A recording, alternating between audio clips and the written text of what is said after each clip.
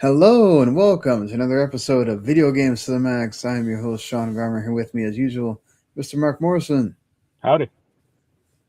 And this is episode 491 of the show, and here we are again talking about Xbox because they are actually back. They're actually called Xbox again, not Microsoft Gaming, and they actually had quite a week. The Xbox Game Pass price drop did happen. Pretty much like right after the next day after we did the episode. Yeah. And everything is back on the table as an entire manifesto was dropped by Xbox CEO Asha Sharma and COO Matt Booty. They also had a big kind of like further interview with Steven Totilo Game File. We'll get into all of that. I also had a big written article about that on the Outer Haven that's linked in the notes there. You can read if you want. But we'll talk about what could be their PC strategy now. Will they go back to exclusives?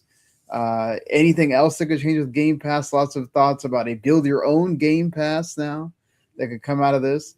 Also, PlayStation has one hell of a awesome game in Saros and then ruined their week by dropping, at least in the hardcore sphere, because this is never going to get out to the actual like normies that don't give two craps about this. They've actually dropped DRM on their own digital store. Will it actually stick around? We'll see, but we will talk about it. Nintendo is getting countersued over the tariff refunds.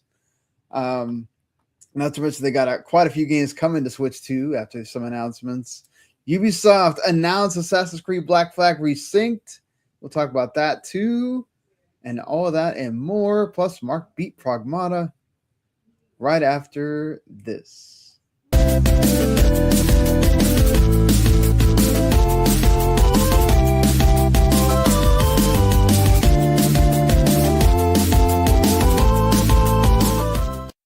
You are listening to Video Games to the Max. All right, well, let's go ahead really quickly here and get to, because we got a lot to talk about. The housekeeping. If this is your first time listening to us or you listen to us for years now, we appreciate you either way. It all counts, and y'all are all awesome.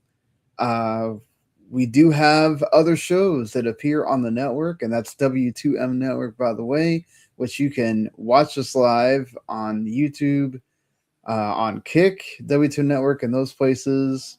Or you can just watch us later on demand on the YouTube channel, which is why you should always subscribe, like, follow, all that stuff, because you get to know when we go live. You can watch us live, usually on Mondays around the 10 o'clock time. Or you can just, watch on demand later or just listen on podcasts, whatever you prefer to do. It all is great, and that's cool. And if you subscribe to the YouTube channel, you also get our other shows that we do here, which you can go check right that you're broadcasting out there reviewing Apex right now. Or you can just go watch them later, listen to them later, rather than broadcasting. Or you can also, if you enjoy anime, you can check out Otaku Cafe, as they basically review all the seasonal anime every week, what they like, what they didn't like, all that stuff. And then after each season, they do their awards and top 10 anime of the season and all that. So definitely go check them out. And of course, you can check them out on podcasts as well. And also go check out the Outer Haven because they're cool. I write there. And I was part of the Indie Live. We did a live stream for the Indie Live Expo. I got up at 5 a.m.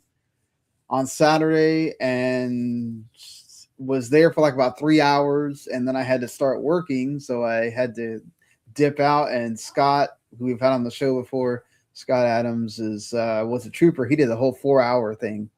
Definitely more of a Scott thing. A lot more Japanese games that are like visual novels and more of I guess Neptunia style Japanese games, and then just some weird games. The only game that I knew of after watching the entire thing was Motor Slice. That I'm kind of looking forward to, an indie game that's kind of like very near inspired. You'd probably like it, Mark. But yeah, that's been my week, aside from just working and that stuff. Anything going on with you before we get started here? No, just playing like a few games here and there, and that's about it. Mm-hmm. Yeah, so both Mark and I are playing games we can't talk about.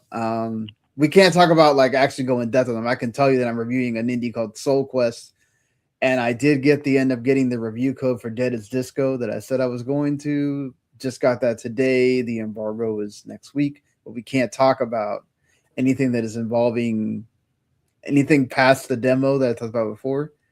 Right. So, and you said you're reviewing, what was it? No, I did beta work for Forbidden Solitaire. Okay, yeah. So you'll talk about that in a little bit, or next week, you said. Yep. It's coming out in like 2 days. So you did get to play an hour of the Diablo 4 Lord of Hatred expansion. Anything before the servers special there? They added fishing, which is kind of funny. Hey, fishing. Why not? No, they like they kind of screwed up like my build for my character, which kind of sucks. I like look up like old pictures on PSN or my PS5. Like, how did I have this skill tree laid out? Right. But yeah, I'm barely in it, so I mean, I'll have more to talk about hopefully next week when I can actually play more of it without it disconnecting me and then going like, hey, wait 5 minutes for us to save your character. It's like, that's a lot of fun. Yeah, it did just come out, so right. That happens. Yeah, but it seems okay, so we'll see. Hey, thank you for watching us today. All right, and you beat Pragmata. Yeah, that's all right. I mean, I was pretty near the end of it like last time, so yeah, I beat the game, and then there's like not new game. Well, there's new game plus, but there's like post game content as well. So I did all that. So now I have to beat the game again with like the post game content mod, and then you can replay it again on hard mode for like another trophy. So I'll probably end up doing that. The game's not that hard, in the grand scheme of things. You just have to kind of keep track of everything. I got like enemies to deal with, and then the grid to hack, and then stuff like that. There was one. So the game has training missions, like 30 of them, I think. And the last one is such. It annoyed me to no end. Like, I was stuck in it. I got it. I didn't complete it fully. It's just like for the training missions, there's like one main goal and then like 2 sub goals, and then there's like a perfect rating as well, which like, if you get all 3 goals in like the same run, you get a perfect score. And the last mission I just could not do. And I was looking up guides, and they're like, "Oh yeah, it's simple. Just beat these 2 groups of enemies, and then hack these 4 grid walls." And I'm like, I can do the 2 groups of enemies, no problem, but the hacking wall I cannot do. And one guy had like, there's like this laser grid coming down, and it's like if you get damaged at all, you're screwed. Like that takes away one of the sub missions or sub requirements. And he was like, he got it to like he was able to like stand right between the grid wall, like the grid lasers. And I think he was cheating because I cannot do that. I could not do that. And I tried. So I just did the main objective. I was like, all right, screw this. Let's just get on with this. Right. But yeah, really good game overall. Combat always was like fresh and exciting. Good story as well. Like, yeah, it's pretty up there. Hey, that's good to hear that you enjoyed it. Yep.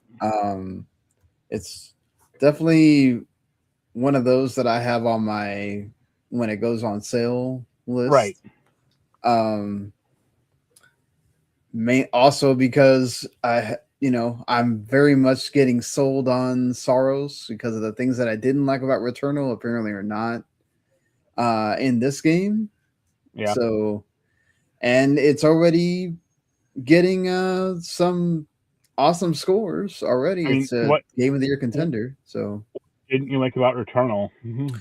Well, they fixed it later, but the game did not launch with a way for you to save mid-run, so you had to get through like the first 3 or 4 things before you could, or you had to leave your PS5 running, which obviously that had that problem where it could actually end up killing your save. or bricking your PS5, even if I remember right. For some people, and and just it. I was watching MinMax, and I think Jacob Geller was talking about it doesn't feel like a roguelike, which roguelikes I'm very kind of like hit and miss with. And the fact that he says that it feels much more like an action game and not so much like they stick the roguelike so much in your face. I'm kind of more happy with that.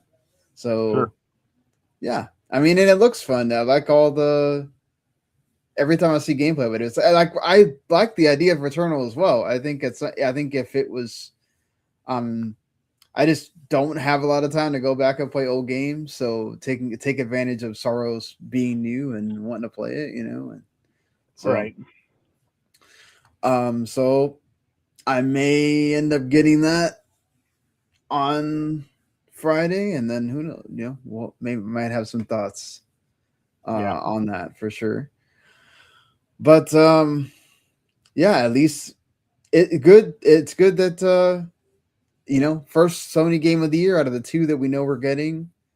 And hey, it's got a 88 on Metacritic, 89 on Metacritic, and on OpenCritic is even more. It's got a 91. So cool. That's pretty great so far. Yep. But all right, we'll talk about Sony later. Let's go ahead. I don't want to get into because the Xbox stuff's going to probably be a bit. I don't want to just totally get into that. And I'm sorry for the people that are watching just for that.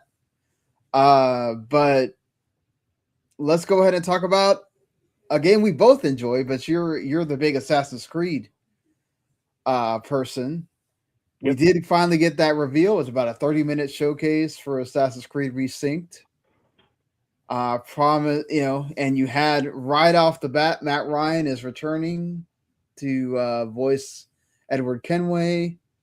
Well, that goes without saying. Right, but I mean, he's there. He was front and center at the beginning, just so anybody that had a thought about, oh, he didn't come back, he did. They did bring up the stuff that you've talked about with the Animus, that they have kind of they've changed that around so that it kind of focuses more on his journey within Black Flag and not so much in tying 3 and 4 together, which they've actually removed the mention of 4 from the title. It is just called Assassin's Creed Black Flag Resynced. It is officially coming out July 9th, 2026. So I guess mark your calendars if you're excited for that. I am. I know you probably are. I'm a little more iffy on it, let's say.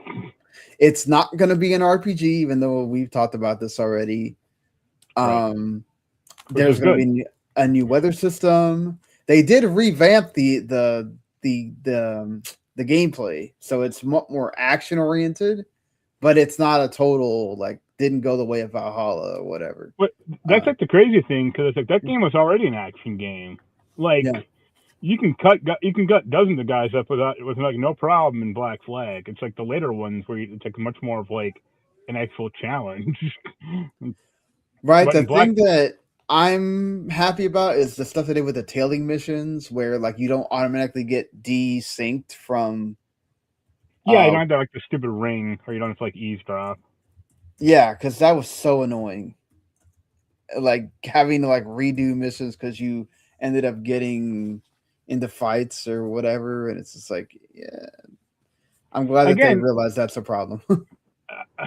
Again, though, I mean, I just look at it as them dumbing down Assassin's Creed. That's another one of those core franchise staples that love it or hate it, it's always been there, mostly always been there. And but I mean, they want this to be something that'll get. I mean, if you're not already into the series, I mean, we talked about, there's a lot of people that love their pirate stuff, and this is one way to get people into playing some of the other games. Well, it's end up playing one game and that's it, because I don't go past. I mean, unless they're going to do Assassin's Creed Rogue Resync later on, which would be kind of funny. That would be weird if they did that. Yeah. I don't know. I may get this, but it'll probably be down the line, or I'm gonna go get it when it's brand new or anything. Yeah. The the like ship thing was interesting. That you can have like named crew members on it now, and it's not you can just like there's like 3 of them and that's it. And it's like that's not okay, I guess. That's not like a ton. Like, Right. But we'll see what they do with the story. I mean, I thought it was funny that they're like, oh, it doesn't have the DLC and the multiplayer included, and I was like, well, the DLC is kind of a bad thing. But then I was like, wait, Assassin's Creed 4 had multiplayer? I'm like, I didn't remember that. They did. Yeah. I assume it was like ship combat stuff and not like anything worthwhile. You do get to name your boat in this one, or your ship, I'm going to name it the Jackdaw because that's the name of the goddamn boat. Also, there's rumors going around that they may remake Assassin's Creed 1. See, like, that's a game that could use it, kind of, because, like, the systems in that game were, like, really obtuse. Oh, yeah, for sure. And I kind of got on board Assassin's Creed 2, like, back in the day, and I tried to play one, like, once, and I'm like, this is terrible. Like... Yeah, I think almost anybody just absolutely just skips 1 completely and goes right to 2. Yeah. I thought, like, I thought the world in the Resync looked pretty good, but I thought the characters looked pretty kind of shaky. Why? Or like artistically, like they don't look like they look kind of janky in spots. And it's funny to see like Edward running around like at the start of the game with like 9 different pistols on his chest, and I'm like, you get this like later on in this game, not at the start. Like he doesn't start off like this. He doesn't start off walking around. They have to get you excited about. He doesn't start off looking like the Terminator. That's true. But it's nice to see, like, aside from Matt Ryan, that all the other, or mostly the voice cast is back. But yeah, I was going to ask about that. How is are the rest of the voice cast there? The one guy I recognized was Ralph Ineson. Yeah, of course. You wouldn't. I don't think you would like know him by face, but he's in a bunch of shit. So yeah, he was in Final Fantasy 16. Yeah, and Game of Thrones and Diablo 4 and yeah, etc. No, I'm just saying if anybody just in from gaming, he played Sid. So right, everybody loves Sid. Yeah, but the big question mark still is like, what do they do about the present day stuff? Like, how optional is it, or is it just going to be like, watch this video of kind of what happened, and then that's it? Because like the way they've been doing the present day stuff in the past few games has been real shoddy, to say the least. Yeah, you're not wrong there. You've have said that, and I'm totally with you on there. And the collector's edition being $200, it's like that's a lot for not exactly a thrilling package. So what's in it? Because the big thing was like a statue of Edward on like a throne, like a pirate throne. You get like his belt buckle. You get like a journal, like Edward's journal in like actual book form. You get a steel book, and that's about it. And you get like a paper map. And it's like, okay, like that's not a ton. Yeah. I mean, that statue better be worth something, I guess, or better be hefty for the amount that they're charging for it. Definitely. Right. Yeah, that's like $200. So it's like, eesh. Right. It's a lot. Yeah. I thought at first they weren't going to do it because of like what happened last time with Shadows, but I guess good to see that they aren't, they have confidence in this for sure. Right. Anything else you want to say about the game? No. Hopefully it holds up again. Yeah, I mean, it looks like it's going to. So, but I also don't know if I'm gonna, because of the way that Ubisoft is really bad about putting their games on sale so quickly. Right. I don't know if I'm just going to be running out to get this on day one either. Yeah, it's $70, and then within 2 weeks it'll be like 40. Yeah. Of course, I always could just do Ubisoft Plus or whatever. So premium as well. There's that avenue as well for folks that just want to like check this out for a month. You do have that avenue, which they are on record of supporting of you doing. So unless they take that out of their service, which they have not done. So all right. But all right. Moving on from Assassin's Creed. Well, actually, we're not, because of course what happens with Ubisoft is you never can just have great news. You have to have bad news also. The director for Assassin's Creed Hexe, which is the next, future iteration of Assassin's Creed, though, not remake or anything. The one that has to do with like the Salem Witch trials. This is the second director now that has left. Benoit Richter has now left to work at his own indie studio. He also previously had worked at Warner Brothers for the Batman Arkham Origins, and he did work on Assassin's Creed Valhalla and Rainbow Six as well. He's doing his own thing now. So they're having to look for another creative director. And also along with this, due to this kind of shakeup as well with what's going on, according to Insider Gaming, 50 developers working on Assassin's Creed Hexe have been taken off the project. And they're now in kind of like a inner project team while they figure out where they're going to go within Ubisoft. And they have 3 months to figure out what game they're going to be working on now. They apparently have decided to remove the cat companion thing that was a prominent feature when they showed it off the first time. And now they're going to have the assassin be able to do magic, apparently. Which I guess is cool. That's something I actually saw the opposite of. I said they were getting kind of rid of the more magical aspects of the No, game. Apparently he's going to know about witchcraft and all that is what they said. So... yes, the historically accurate Assassin's Creed franchise. Right? Like that's, I don't know. I just find it like funny.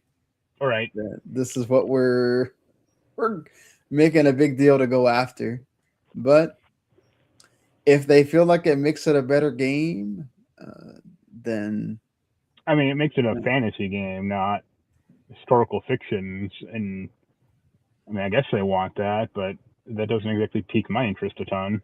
I mean, that's kind of what I like about Assassin's Creed is having the historical fiction part.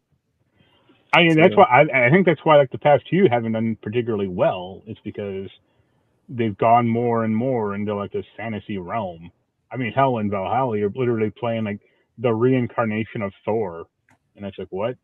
Like, what is going on in this franchise? Yeah, right. It is definitely interesting what they decided to do with that. It's like, I mean, people liked Shadows, no doubt, other than, was it Yasuke? Yeah, the racist. So, but even that wasn't like historically accurate, or it's not like. Well, it was technically there was a. Right. It was based off of a historical thing. I could rephrase, I guess. It's like, okay, it's historically accurate to an extent, but it's not like a history that like most people care about or know. Yes, that's true.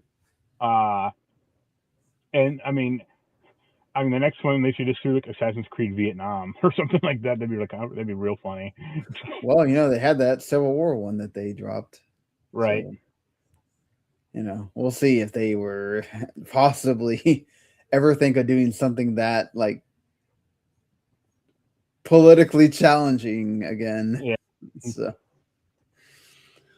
but we'll see. Look, this thing's not coming out until 2027 at the earliest. Now it's holiday 2027, so still got plenty of time on that, and we'll get to enjoy Resynced before then. So Black Flag Resynced. So at least we'll have that to play. Speaking of announcements, Valve just basically kind of like out of nowhere dropped that the Steam machine controller or Steam controller, and then randomly we started seeing reviews pop up all of a sudden today. It's like, okay, just out of nowhere. Apparently 11 AM was when the embargo lifted. So yeah, so it is going to retail for $99. It will be sold away from the Steam machines. You can buy it separately, so you can, I guess, use it on your PC. Right. It looks like it's not going to be bundled, may not be bundled in with the machine. Well, they do have a bundle with it, but it's like an add-on. It's not. It doesn't. Yeah, so it's not going to be like when you get a console and it comes with one controller. It is something you have to buy separate. Well, also because you can use your own controllers. Most people have some kind of Xbox or PS5 or something. Right, exactly. You know, at this point, or I have one of those, like the USB Xbox controllers. Okay. So,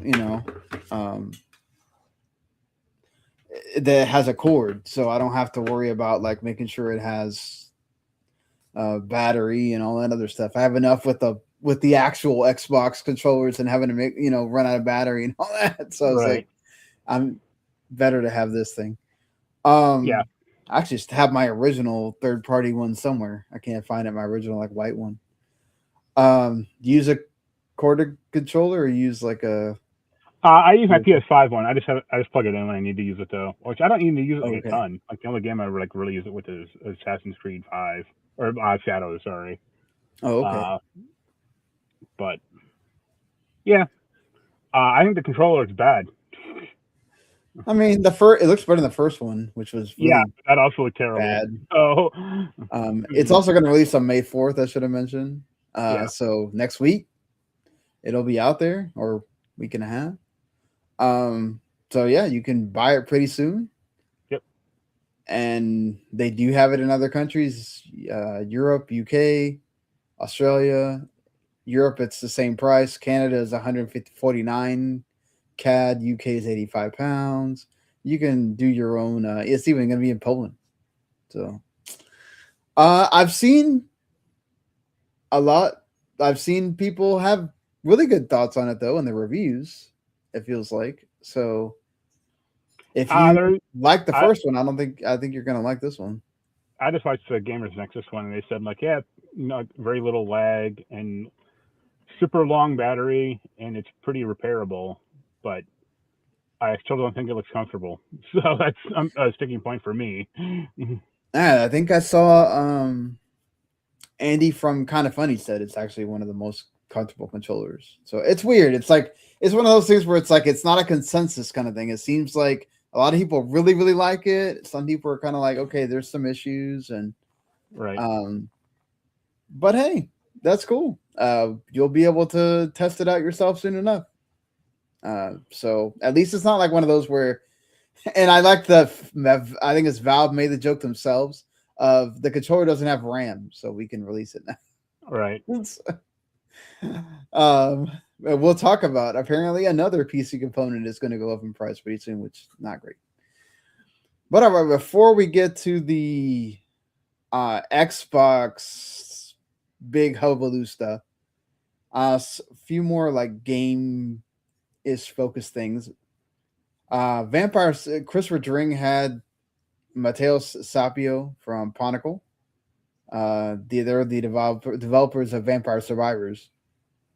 And he said that they have like 15 other projects. Does not mean 15 other games, because it also means like they're working on DLC for, Vampire Survivors, Vampire, oh my God, what is this called? Vampire Crawlers, and some other games that are new, but they're keeping it to like 5, 10, 15 teams, people teams. So it's not like they just have this, they don't want to have a huge studio of like 200 people. They just prefer to have these smaller studios that are kind of more spread out around the globe. So that's good. You know, don't know if it's all going to work out, but he did say they're going to keep publishing, but the one game that they published, they kind of found out that Berserker Die, that they weren't able to give it like their full attention and help them in the way that they wanted. So they're kind of put a pin in publishing for a while, but they do want to get back to that supposedly. So right, but that's cool. That's cool for Chronicle that they've got things going.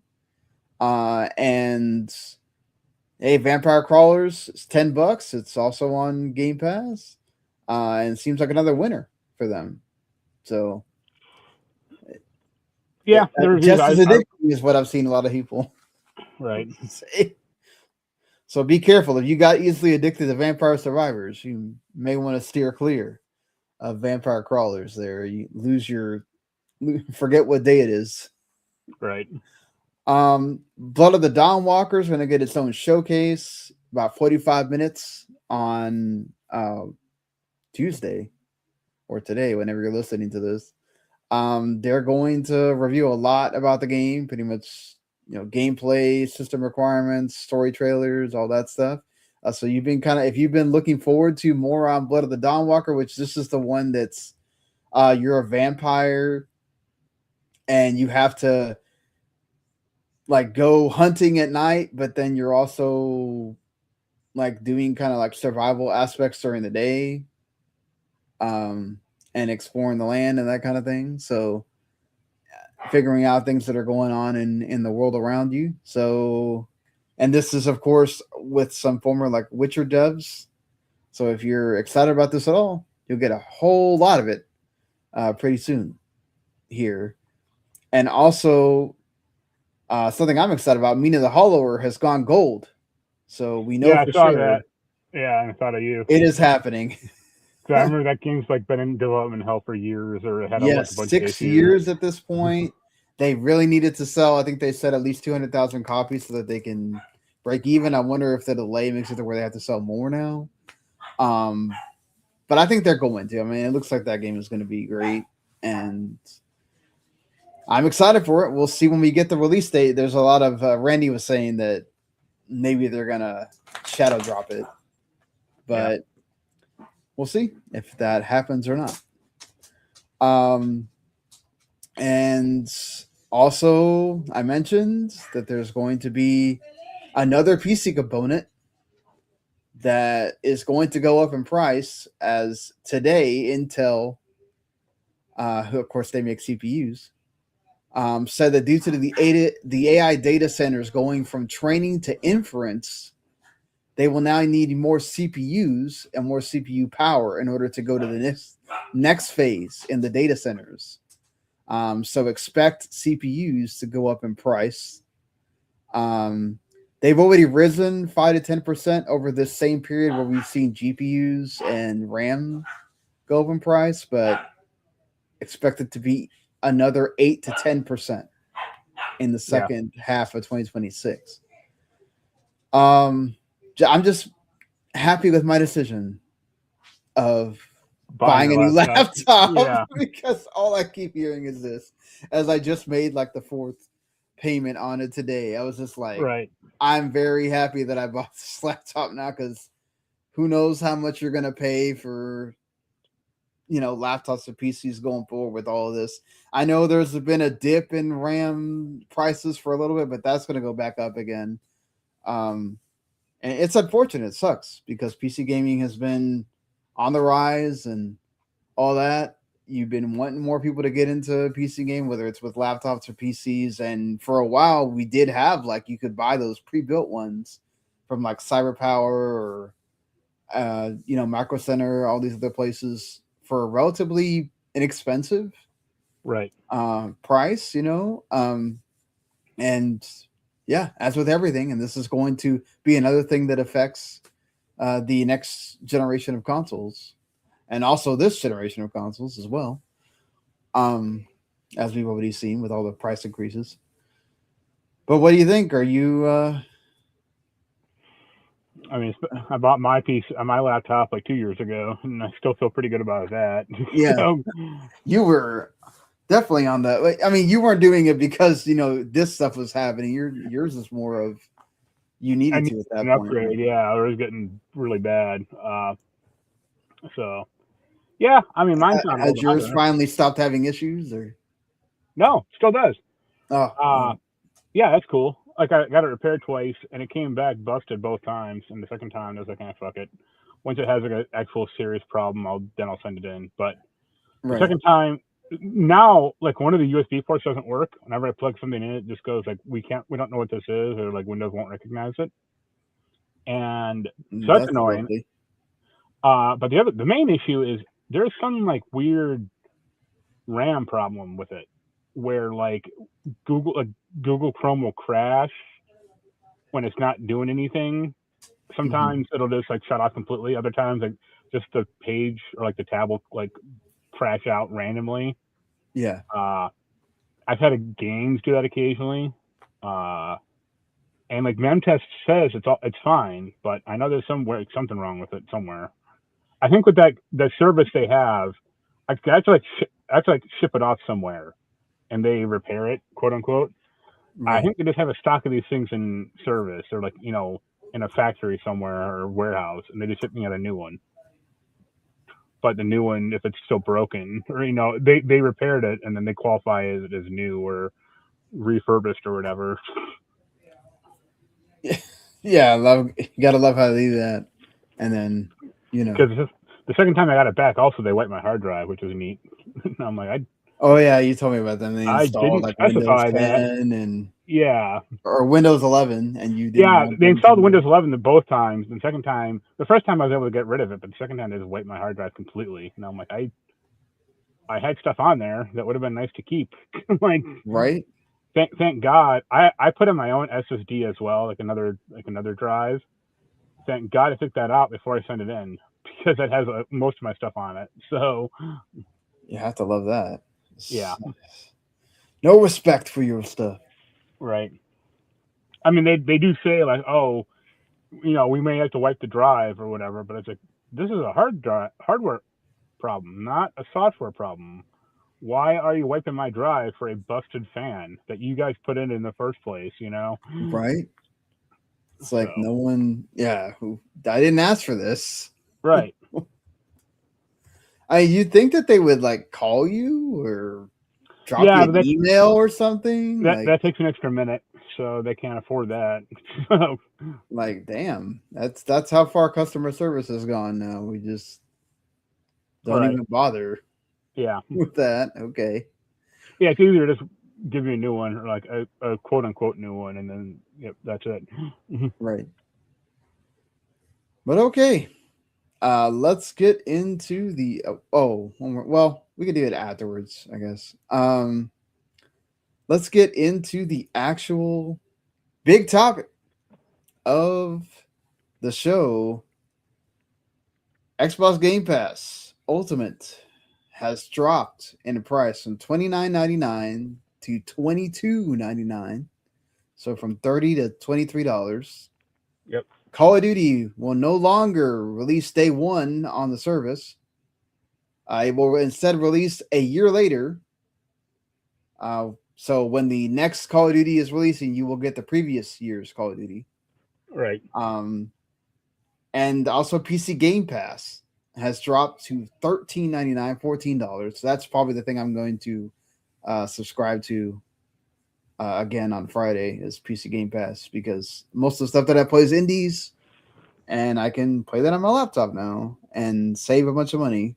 And then I will just upgrade when Forza or something comes out that I don't. I'd rather just play on my TV. Right. But do you think this is enough? Do you think this is the right move? Should they have kept Call of Duty in there? What do you think?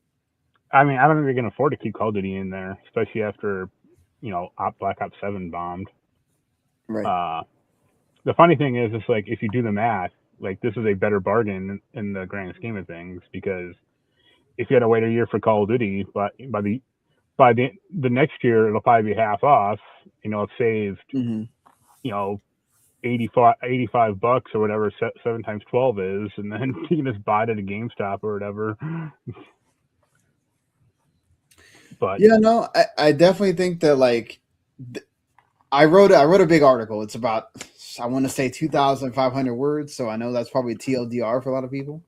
right, But if you are one that has patience in reading, it definitely worth going to check out. But I think the part of this that people kind of miss a little bit is, and now I think the majority of people that they don't care, because the majority of people don't care about Call of Duty, so that were already subscribed to Game Pass, and the Call of Duty people, they're going to buy Call of Duty anyway, so it's not a big loss. And if you remember that report that we talked about from Bloomberg, that they lost 300 million on Call of Duty when it was Black Ops 6. So imagine how much they lost from Black Ops 7, which was a bad game. And people probably said, well, screw this. I'm not going to pay $70 for this terrible game. I'll just pay, $30 for Game Pass and try it out. Then they found out that you can't even play it. You have to be online all the time and all that stuff. You can't play the campaign without being, on constantly. So it's like you're not losing that much, as opposed to had you bought the whole game, then you can't return it. You just got a game you're not playing, So right. I think personally, this is a win for both parties. Now, honestly, it doesn't matter if Modern Warfare comes out and it's terrible again, then they're just going to keep losing on that. But they have to come out and show that this is a one-time failure. Modern Warfare 4 comes out. What's the rumored what it's going to be? Modern Warfare 4 comes out and it's great. You'll probably see that go back up. Now, look, it's not going to be GTA 6 if that comes out. But at least if you're number 2, then that's a win, right? Because you were number 5 last year, right, compared to Black Ops 6 when you were number 1. And you were clear number 1. Everybody was praising Black Ops 6. People were saying that should be Game of the Year level, and Black Ops 7 was like, 60 something on Metacritic and OpenCritic and stuff. Like, that's bad. It's terrible. So, right. I think in the end, for you to have the optics of, hey, we dropped the price, no other streaming service drops the price. Now you can say, okay, that also means you're dropping the price because you're desperate. Well, to be fair, Asha Sharma is in a desperate situation.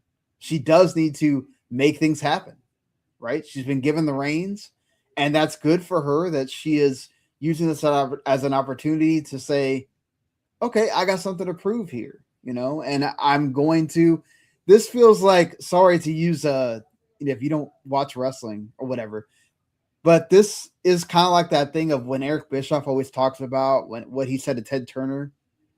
What do I need to do to compete with WWE? Give me 2 hours every Monday night on TNT.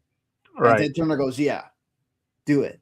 And I feel like Asha Sharma went up to Satya and the board and goes, listen, we got to drop the price of Game Pass Ultimate. It's too much money. It needs to be affordable. And Satya goes, what do you need? Let me take out Call of Duty and at least let me get down to under 25.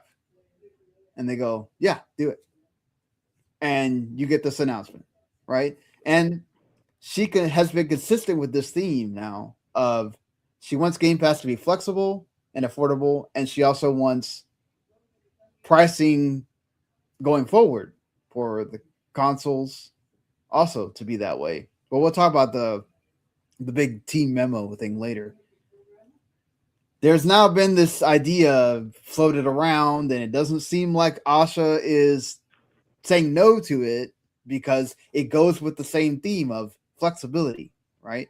You can't get any more flexible than what if there was a build your own Game Pass, and you have to have the essential tier that has the $10 with the online play and all that stuff. And then you can build on it however you want, right? You want to have the back catalog. You want to have, none of the services, the extra services, the EA Plays, Fortnite Cruise, all that stuff? Do you want to have day one games? Do you not? Do you want to have cloud? All that stuff. Do you think we see that actually happen? And do you think that they actually allow you to have that much flexibility with it? Or do you think there's going to be parts of it that like they're not going to allow you to mess with? I think there will be parts that they won't allow you to mess with, but if this initiative goes forward, they should call it Generation Remix. Remix your Game Pass. The problem, like, and we were talking about this online earlier, but the problem, like, I see it more forward in the future. Like, you shouldn't be, at least for like the next Xbox, because they want it to be that PC hybrid thing. But you shouldn't have to pay for multiplayer for that console. Like, period. Yeah, that's going to be interesting, right? Yeah. Do they introduce that as along with being this is now a PC, we are no longer going to charge for online play, right? And I don't think. I mean, if it's like, oh, you still have to pay for Xbox versions, but PC ones you won't. It's like, well, why would you ever buy the Xbox version over the Steam version? And I mean, they could do something like really insane and go like, oh, you can't install Steam on this thing, and then in which case it's dead in the water already. Like, yeah, to me, I don't. That's why you have to remove it, because you cannot have the barriers like that. You can't be like, well, if you buy the PC version, then you don't have to pay for online. Like, it's too much. It's too much. You have to make this. The whole point of this is, again, you're trying to make this a clear thing, a flexible thing, something that's going to be very easy for people to understand. You make complications like that to it, it doesn't help you. And if that's something that, as has been proven many times, you create friction to something. That's something that is already a barrier entry to people that do not understand the ecosystem. And you're trying to explain to people that this is a PC and a console. And you tell people, oh, depending on what version you buy, you might have to pay more on top of whatever you just paid to be able to play that with your friends. Like, nah, man. They're just going to take the damn thing back and buy a PlayStation 6. It's like, you can't do anything. Like, to me, that is going to be one of the first things I think they have to announce with. Once you get to when you reveal the specs and you reveal all the stuff and you say that this is essentially has an Xbox mode on top of a PC, they're going to have to announce that we are no longer charging for online play. That being said, there is also a Discord partnership with Discord Nitro that if you subscribe to Discord Nitro, now this has not been officially announced by Xbox. This is a leak through a Discord leaker or whatever, and then also Tom Warren of The Verge reported on it as well. That like it's something that they're going to introduce. If you subscribe to Discord Nitro, you'll be able to do an add-on with Game Pass where you get 50 games, no online multiplayer, and you also get some kind of limited time with cloud. So it's called Xbox Game Pass Starter Edition. It also could be an easy way to introduce this with other bundles, like the whole rumored bundle with Netflix that's been talked about a few times now.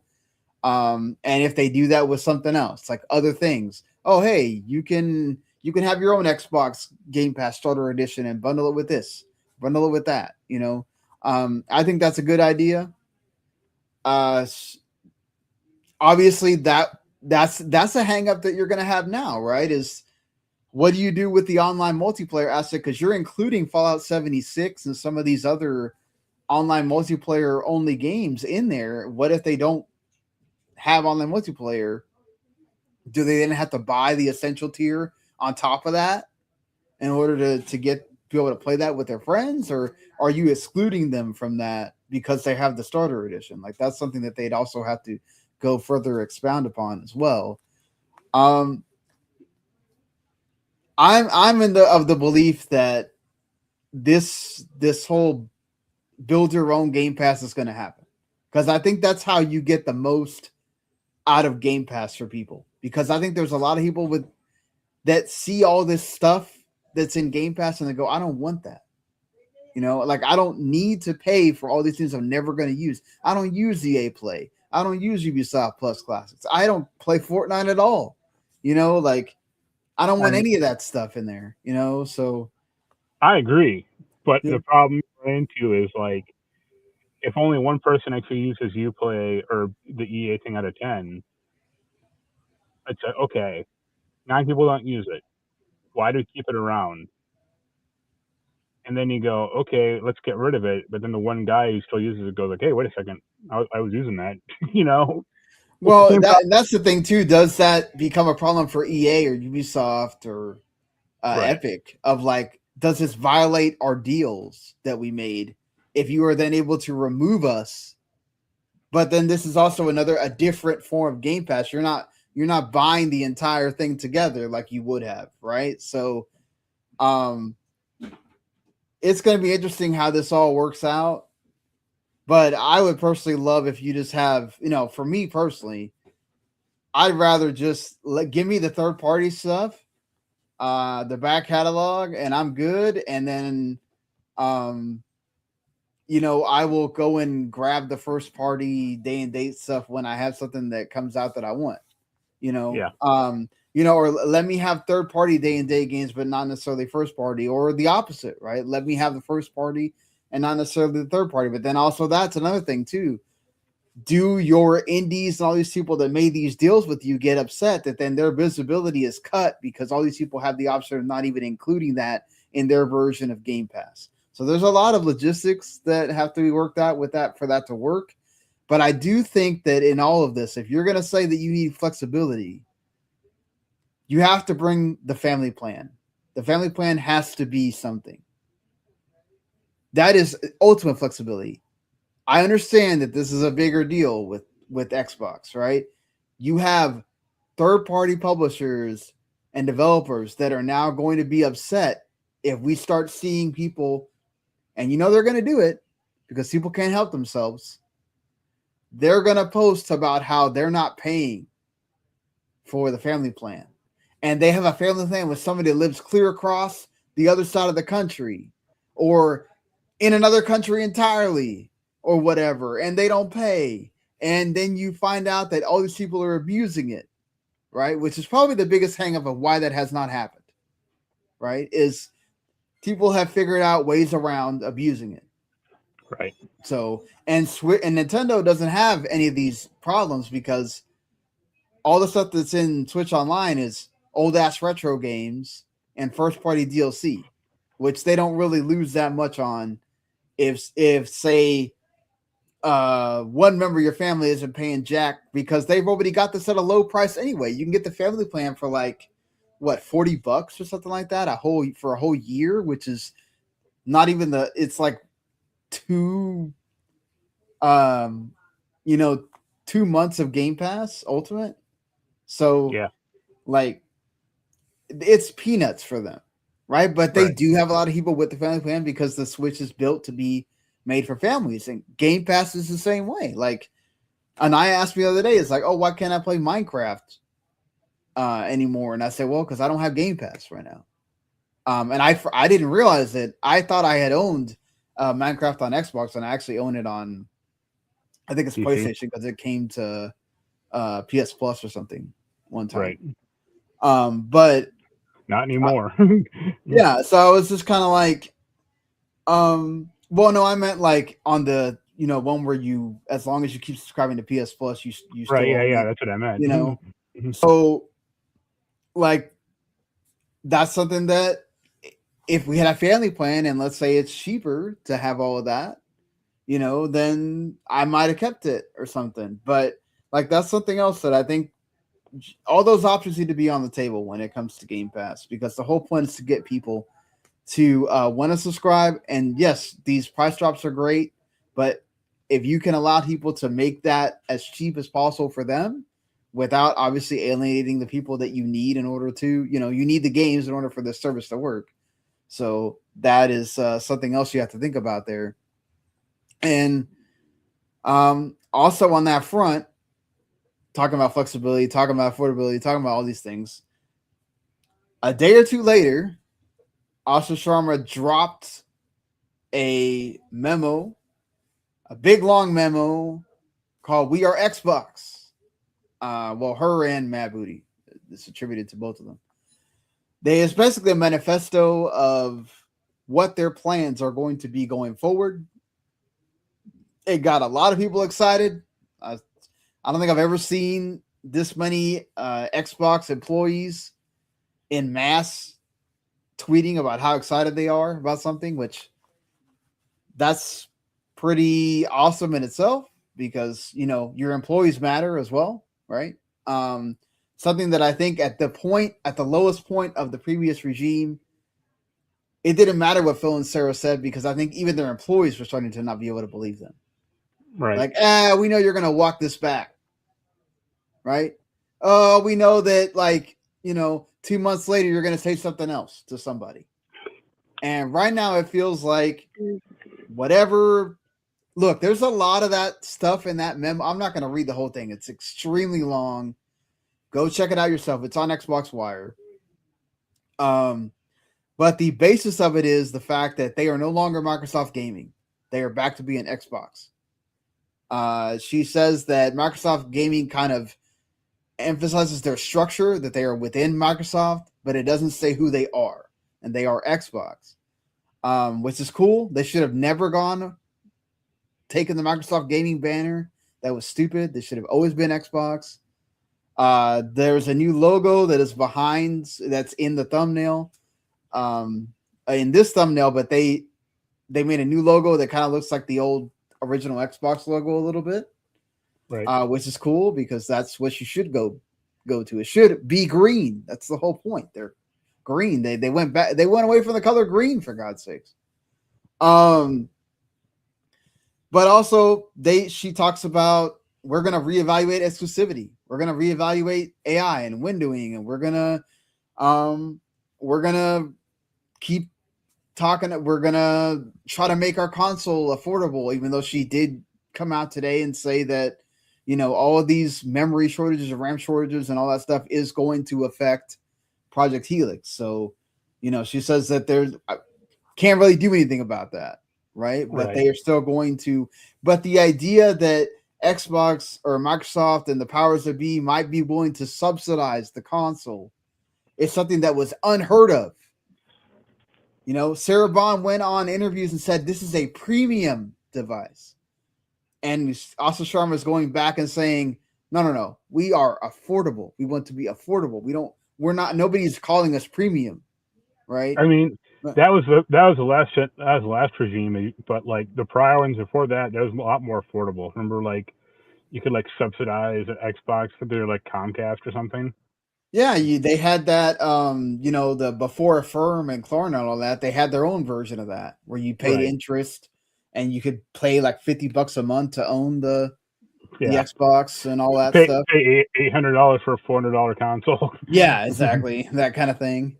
But she even responded to Jez Corden about, he was talking about the mobile store is dead. And she said, listen, I'm learning about mobile right now. It is not dead. I just have to figure out what we're going to do with that. But that really is on the back burner right now. Her priority is console, is PC, trying to get the new console off the ground. They're having daily meetings about Project Helix. She said there will be updates to the Xbox Series X and S all throughout the year, because that's another thing that had been started to happen is there weren't really updates to the console, to the UI, to any of that, because they had given up on it, right? Phil Spencer and Sarah Bond, Satya, they were all kind of like, okay, we're just taking the bath on this. We're just going to keep raising the prices. People buy it if you want to buy it. We don't care about it. Let's move on to the next thing. And Asha's kind of like, nah, Gen 9 is important. She says that herself in this, this whole thing, that they have to get people back to caring about this console. She mentions that she can't make any promises, but she kind of hints at that they could do a price drop. Which really, with the games you got coming out this year, if you announce in June that even if you drop the price by $50, that's $50 less than PlayStation. That's another win for you. So, I mean, that's all this really is trying to gather wins. Whether they're small or whether they're large. Like you're not going to have a drop Game Pass all the time. You may win the battle, but you still lost the war. Right. Like, they're not going to win this war. There's not. Yeah. It's over. Right? It's just being extended by the fact that because of all this other crap that's going on. But you have a chance of maybe actually having a fight in the next one. Right. Right? And that's the whole point. She mentions that they're challengers now. She knows they're challengers, but they're coming.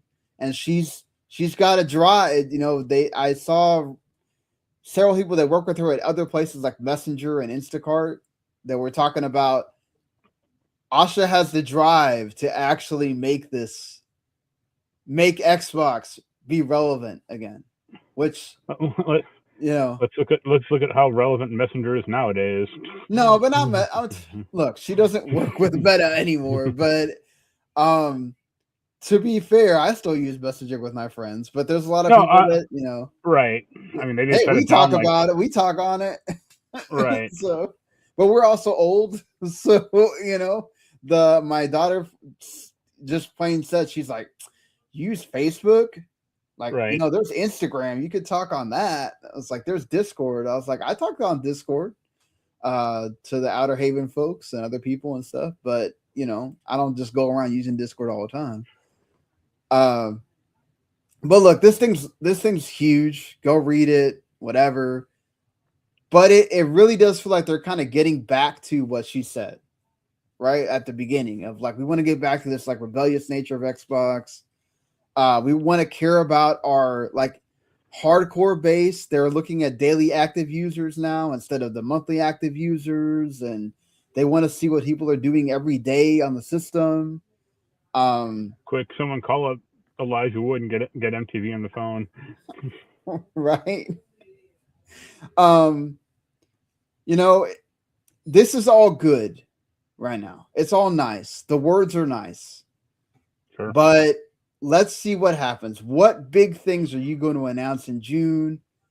Do you think after we saw, because we speculated about this last week, we talked about this last week, it was a topic last week.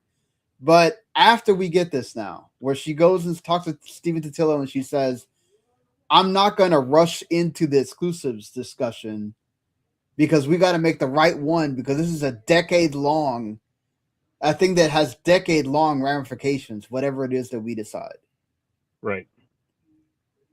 Do you think that look, speculations all over the map about what could they do? Is it a 1-year window? Is it all the way back to, walled garden? Is it back, is it case by case? Like, where do you think they go with the exclusives thing? I think 1 year is more or less okay.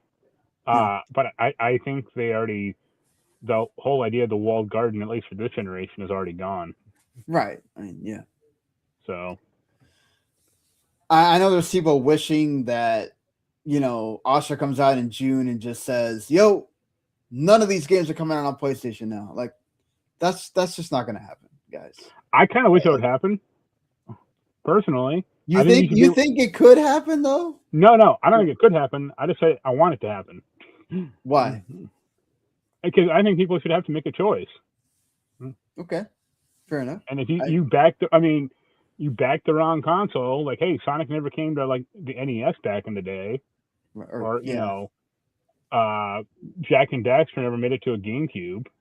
Like, you make a choice and you stick with it. And hey, if you get multiple consoles, you get multiple choices. But I think people like, I just don't cop to the idea that like gaming, like every game should be in every console.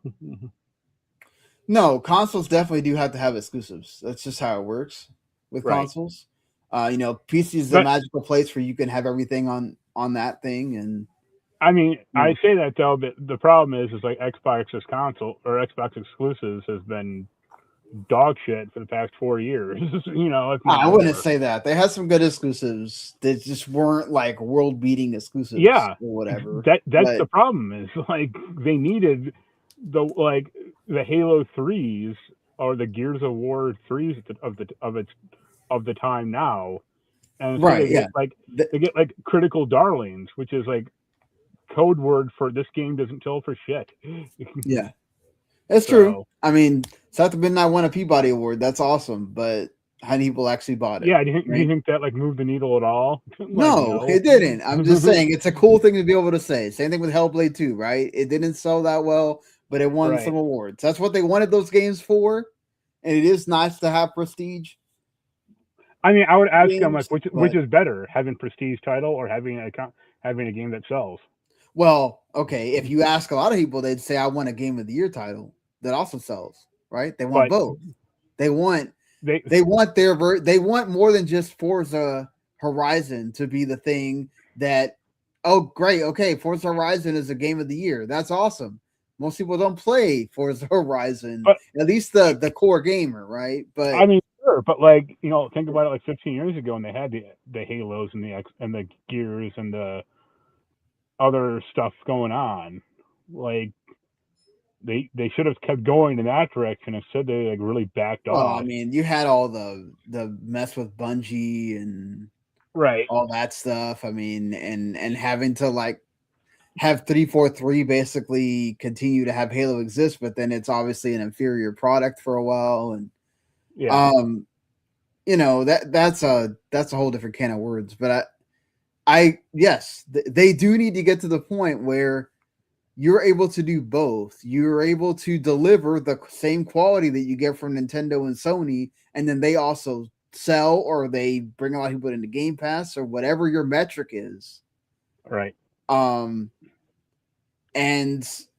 they need to be getting, high 80s, 90s on Metacritic. That's what, and I think Fable is probably the one that might get there. I don't want to say anything bad. I think Gears Z-Day is going to be pretty good. I just don't know that it's going to be, like high 80s, 90s or whatever. I mean, Halo will be fine. It's just a remake of their, the campaign of the first one, which was great. But look, it's aged what it is. It's the second remake of a 17 or a 25-year-old game at this point. Right? Yeah, exactly. I mean.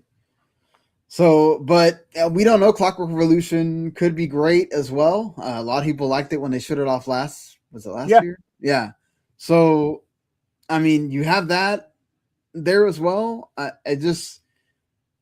Another thing that also I forgot to bring up when we were still talking about Game Pass was people were worried about, if they took out Call of Duty, does that mean that they can now take out any other game that they want?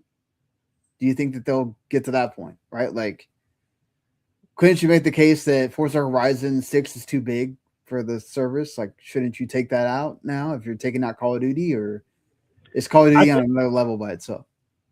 I think technically it could be, but I could see them going like the core Microsoft franchises will be safe, but like I could see them taking out like the next Elder Scrolls game. Mm-hmm. Because that'll sell, regardless. I brought that up in my article as well, that the only game that they have right now that could be the one where you say this is too big is Elder Scrolls 6.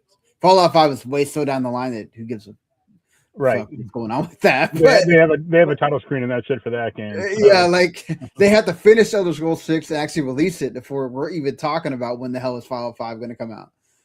Game Pass may not exist by the time we get to Fallout 5, so who knows? I don't want that to be the case, so you got to be realistic. Like, we're talking about 2030, 2031. We don't know what's going on by that time.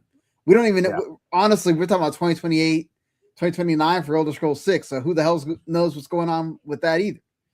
But I think as far as the ones that we know right now, you could say Fable is sort of in that realm too, but it's so unproven because it's from Playground. We don't know if it's going to be of the same. It looks like it, but we don't know if it's going to be the same quality as the other games. Fable has also been a much more of a up and down franchise, Right. and there hasn't been a 15-year gap between Forza games unlike Fable. So Right. Yeah. So I feel like Fable needs the Game Pass effect of that. Like you need the most players you could possibly get playing that game, trying out that game, giving it love, all that. Right. So, yeah, if you have a 2 solid years of games always going into the service except for Call of Duty, listen, you're saving you're saving like $85 or something like that a year right now. It goes down to $276 a year as opposed to $360. You could still buy a copy of Call of Duty and still save like $14 or something like that. Right. That's what I was saying. Yeah. So like, it's a really good deal now. I still say if you got a decent PC Game Pass is an absolute hell of a deal. $14 a month. It's $1 cheaper than premium, and you get all of the games. Right. Like, dude, that's a steal. Go get it if you're a big my problem again is still that like Replace is still cheaper than getting the 1 month of Game Pass, right? For Ultimate. Like, and there's so much of Ultimate that I don't use at all. So like that's why I was like, I'm just gonna save me the money and get PC Game Pass because it's like I don't really use the cloud anymore. Like, I mean, due to my situation that changed, I don't have a reason to use the cloud. So I'm in my house all the time now. So it's like, and I'm not gonna go to a doctor's appointment and pull up my phone and play something on my phone. I'm just not gonna do it. I already get enough crap with people talking shit when I pull up, which I don't do either. That's why I just take my laptop because I get tired of having people and it doesn't affect you, but it affects you. Like I don't like, because I'm going to these clinics with mostly old people. Right. And of course, this is different. If you've never been to Miami, this is all Latinoville, and everybody has their own thought process of if you are seen with any kind of game console, you are automatically a child. So there's some people that thought that when I would take my girlfriend's dad to his appointments, they'd be like, "Oh, is that your son?" Because I'd be out there with my Switch, and if I could hear people in the background like talking shit, and it got to the point where it's like, you know what? I'm gonna just start taking my laptop and using it as a way to just write while I'm here, write an article or something, and that way I don't have to deal with people talking shit. But it's just like, but anyway, my whole point is I don't really have a reason for cloud. So like, again, it's that whole, like a lot of the stuff that's in Ultimate used to be a benefit for me. It's not. So it's like really pointless. And that's why I feel like the build your own thing is great. But I do see people's point about the slippery slope thing, but I just don't think we really need to worry about it because right now it's not a thing. When we get to that point and it ever does become a thing, then we can come back to this moment and go, maybe removing Call of Duty and allowing it to be a caveat of, every first party game, but then, whatever. But look, I don't think we're good. I mean, look, the way Asha's going, maybe she'll just randomly drop on another Tuesday that she was able to get the consoles to go down $50 or whatever. But I feel like this is like the end of the big stuff. Game Pass was the one you needed to really do immediately because you do have Forza Horizon 6 coming out before you get to that June showcase. So I feel like with the price drop and you have one of your biggest games of the year coming out within the next month or like 2-3 weeks from now, that adds goodwill to people to be like, I'm going to resub and now I'm going to play Forza Horizon 6 or maybe I'm going to pre-order Forza Horizon 6 or whatever. I saw people that were, I think there was this one guy that it was a scam or whatever that he did. He didn't actually buy it, but I have seen actual legitimate people went and bought a Series X again or whatever. So I feel like it is kind of infectious, this whole thing that's going on with, and look, you can say it's great marketing. You could be cynical and say that Satya on purpose held stuff back from Phil so he couldn't get wins so we could create this environment. But I do think, to use another sports analogy, I'm sorry, I feel like Phil, and especially Sarah, because nobody had anything good to say about Sarah Bond when she left, right? Except Phil.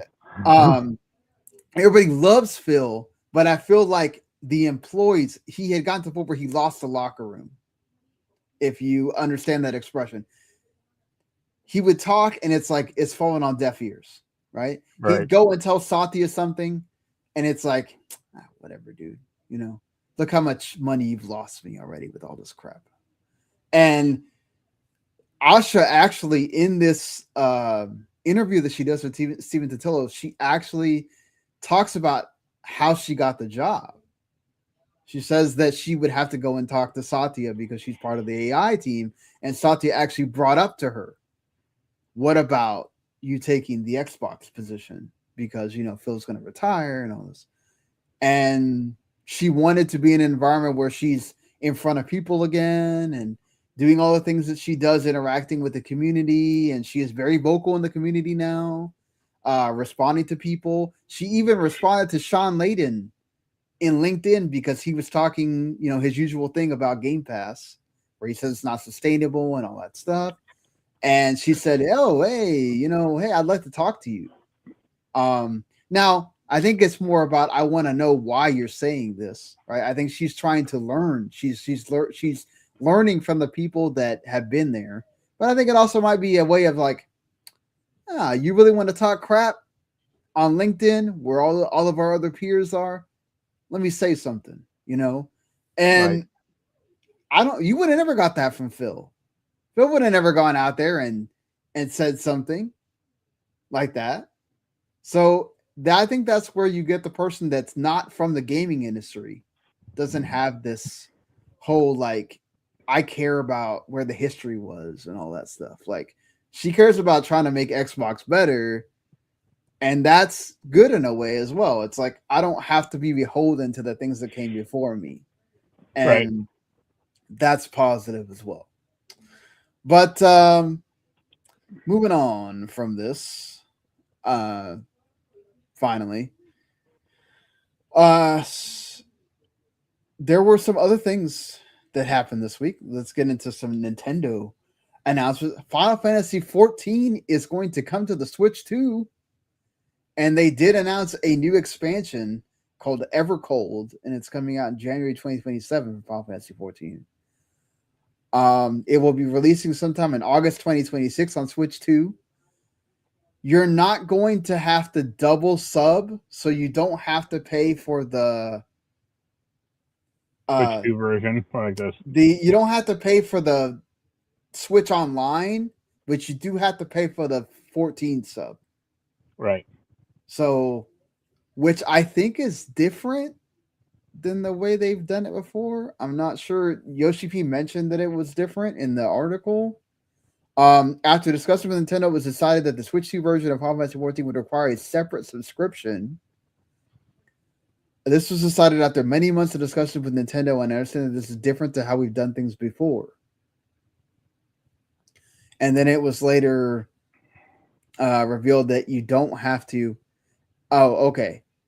So, extra Final Fantasy 14 requires a monthly subscription for the Nintendo Switch 2 version. The game will require its own subscription in addition to the default subscription. As a make good for that caveat, players will be able to play the game without an active Switch Online subscription. So normally for things that you have to play online, you also have to have Switch Online like you would with anything else. With this, you don't have to. So I guess you save a little bit of money there. Whatever. Sure. But I'm kind of shocked. I did not expect 14 to be coming to Switch 2. Yeah. Especially it's an online, it's an online game. Like, yeah, I mean, an MMO really. So. But I'm sure this will get a lot of more people on the Final Fantasy 14 when they were kind of dropping in numbers, and then get everybody hooked up, ready for that next expansion, which will of course drive in people in January 2027. Right. So I'm sure we'll hear more about that. They're also going to have a crossover with Evangelion called Ghost of Desire, and it will also be the Alliance raid for that expansion. So that's cool.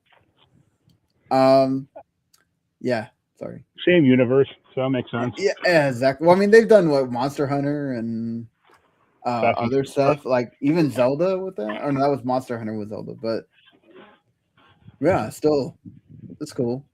Yeah. Annapurna is bringing more games to Switch 2. They did just release People of Note on Switch 2. Sayonara Wild Hearts is going to be on Switch 2. It's already on Switch, but you can get it for free for the Switch 2 if you have it on Switch already. That adds 120 hertz and 4K support. And there's a remix arcade mode also. You get Lorelei and the Laser Eyes going to come to Switch 2. That's also going to have the same 120 hertz and 4K. Stray is going to come to Switch 2, which I think that's also already on Switch. And 2 T is going to come, and also Winter Stop. So that's cool. That all those games. You can finally get those games on another platform. Yeah. Nintendo is getting countersued by one person in California and another in Washington State, where Nintendo's offices are. Right. Nintendo of America's offices, sorry. They are suing, saying that unless restrained by this court, Nintendo stands to recover the same tariff payments twice, once from consumers through higher prices and again from the federal government through tariff refunds, including interest paid by the government on those funds. The two allege that Nintendo's recovery of any tariff refunds would constitute unjust enrichment and violate Washington State consumer protection law. The suit is there to basically get back any purchased Nintendo products that had seen price increases from February 1st, 2025 to February 24th, 2026. Of course, Nintendo had already sued the government to try to get tariff, back, those refunds, and then the government themselves, Supreme Court, went and said that what's up, Cube? That we're going to go ahead and give to all the people that got charged for tariffs. So, do you think they have any kind of shot with this at all? No, but I mean they should, because if you bought a Switch 2 at an inflated price, well, Switch 2 no, but the accessories yes, and the Switch 1 yes, and but if you bought something with an inflated price, and then the company who inflated the price, through no fault of their own, they didn't want to necessarily do it, but they're getting the refund. Why shouldn't that go back to customers? But the problem is it'll just be some class action thing eventually, where like everyone who signs up gets like $1.40 in eShop credit, and that'll be it. Right? Yeah, exactly. It'll be, hey, we're gonna give you some eShop credit, and then it's like, yeah, whatever. Right. And it's like, this is not what we meant, but I think they kind of have a shot, at least for it to go somewhere. Like maybe it'll actually go to court. Yeah. But Nintendo will probably win, as they normally do. Or they will settle or something to that effect. Yeah. So you ain't going to get them to not get their money, man. It's Nintendo we're talking about. I'm sorry. It's just when it comes to the courts, it's really hard for me to think that Nintendo's going to lose at anything. Right. But we'll see. We'll see. Also, let's get into some spicy Sony PlayStation news. This is one from last week that we forgot to talk about, but it kind of makes sense with all this other stuff that's going on with PlayStation. Shuhei Yoshida was at an Australian games festival, Alt Games, and he talked candidly about, hey, I was involved with making God of War happen, Uncharted, Last of Us, Ghost of Tsushima. Ghost of Tsushima was one of the last games he got to work on. And then he just straight up goes, yeah, Jim Ryan fired me. Right. And demoted him to the indie games thing that he wound up doing until he retired. Because I grew up with Jim from the PS1 days, you don't want to have one of your friends as one of your subordinates. So that's why he accepted the role of promoting and evangelizing indie games for Sony. He does that now as a consultant, but he likes it because now he can be on any podcast that he wants, and he can also see how Xbox and Nintendo do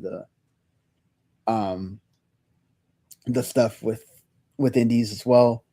And he basically said that Jim Ryan wanted him. He didn't listen to Jim Ryan, and Jim Ryan didn't like the fact that he didn't listen to Jim Ryan. So that's why he let him go. He wanted to essentially have Shuhei go and tell these studios to get on board with the live service push, and he's like, not doing that. Which one of these two guys will be remembered more fondly in the books of history? Let's say exactly right. And this is somebody that had been with Sony since the beginning, since 1994 with the PlayStation 1. Right. And yeah, that's he left Worldwide Studios, the Worldwide Studio position in 2019. And of course he was doing the indie stuff after. This sucks. It sucks, but this is always kind of what I think we had an idea in our minds had really happened, was that right. Yeah. Jim Ryan wasn't going to let somebody with all that pedigree just be there, and now all of a sudden you're going to be listening to me. It just didn't feel like that was going to ever work. Good on Shuhei for like deciding to go do something else and promote indies with that time. But we've seen how that strategy worked out with Jim Ryan, right? PS5 sold and did wonderfully, but the games that have come out with this initiative of the live service push, been a lot of duds in that time, and a lot of misses. Yeah. So look, they got Helldivers 2. Marathon is doing well as well, but you got a lot of those that failed, and it also caused a lot of backlog with the single player games, which sucks as well. So we'll see. But yeah, I hate to see this, but I feel like we kind of knew this is what happened. But speaking of indies, before I get too off the topic, they did have the ID at Xbox showcase on Thursday. Along with that, we talked about the Assassin's Creed one. They showed off some cool stuff. There Are No Ghosts at the Grand keeps looking cool. We got another trailer for that. Aphelion basically comes out tomorrow, but they had another trailer for that. Tears of Metal is going to come to Game Pass, which is great. It's a Devolver joint, or not Devolver. This is a Pop Agenda thing, but it looks cool. Kind of looks like a hack and slash. It's like their own version of Dynasty Warriors, but not it. It's not not Chinese, right? And the animations, it's more kind of like a different animation, which looks cool as well. Echo Generation 2 looks more awesome, and that comes out next month. That got a release date. Are We There Yet's coming to Game Pass next month. They showed off more of Escape Academy 2, which was big for Game Pass. Also, when that came out, the first one. Bistro got a trailer, which looks neat. So, and Screambound, that game that people made fun of because they called it a 5D game, because you're literally playing a 3D platformer, but you're looking at a Game Boy screen or whatever as you do like a 2D platformer on top of it. That's apparently coming to Game Pass as well, which is cool. So, or no, I don't think that it's coming to Game Pass. It's just it got shown off as part of this, but still, it's a cool game. Glad it's coming to consoles as well. So, yeah, that's some pretty neat stuff for like an hour showcase. So, cool. Keep promoting the indies. Xbox doing well with that. Second Wind also had a showcase too, but I haven't watched it yet, so we'll talk about it next week. But they had some cool stuff apparently on that, and there was also another one with the wish listed showcase that showed off a lot of PC games. I felt like last week was another week of let's do a bunch of showcases. Going back to Sony here, they've now completed another console price increase. This time in South Korea and the Southeast Asia region, starting on May 1st. The PS5 Digital Edition, PS5 Standard Edition, PS5 Pro will all increase in that region. The PS5 Digital is going to go up 43%. The regular PS5 Standard model is going up 27%, and the Pro is going up 16%. You can go find the equivalents, but I'm pretty sure it's probably around the same. This includes Singapore, Malaysia, Thailand, Indonesia, Vietnam, South Korea, and the Philippines. Yeah, this kind of completes the going around the world with the price increases. Right. I don't know. It sucks. I hate seeing this again. I don't feel like we need to keep belaboring the point about how console prices going up at this time of the generation when they should be going down. Buy used, that's all I can say. Yeah, buy used. You do have that option of buying used, and there's a lot of places that are not like jacking up the price. Right. I think I saw like last week GameStop was like telling people to buy somewhere used, and then they would sell them back the same Series X or PS5 for like more. And then sounds like something GameStop would do. It's like, come on, GameStop. Like, y'all are just terrible people. But two things that aren't great news for PlayStation owners. One of them is that according to these Spider-Man Miles Morales voice actor, Najee Jeter, the Venom game might be dead because of the death of Tony Todd. Right. I'm sorry, that sounds crass. The Venom game might be canceled because of the passing of Tony Todd. Didn't mean to make light of the passing of someone. But it makes sense to me. Like that's I thought it was already I thought it was already canceled like 2 years ago or like a year ago. Apparently, according to Jason Schreier, he came out and said no, they're still working on it, and there was talk about it as of this most recent GDC that happened last month. Right. But I don't know. Conflicting reports there. Yeah, I mean they could finish it, just replace them. To be fair, they have to finish Wolverine first. Right. So that's their focus right now. And which is like, ultimately, like, which would pay more dividends. Like, if you ignore Wolverine just for a second, but like them finishing another Venom game or them making Spider-Man 3, like, down the road. Right. Like, which they could also still put Venom in again. Right. Whatever. Yeah, I feel like people wanted the Venom game, but yeah, if it's gonna not have Tony Todd, I think that is gonna affect things a bit there. It'll be a downer, but they have to replace actors occasionally, like Lance Reddick in those Horizon games. Like they got to replace him when they make the next one.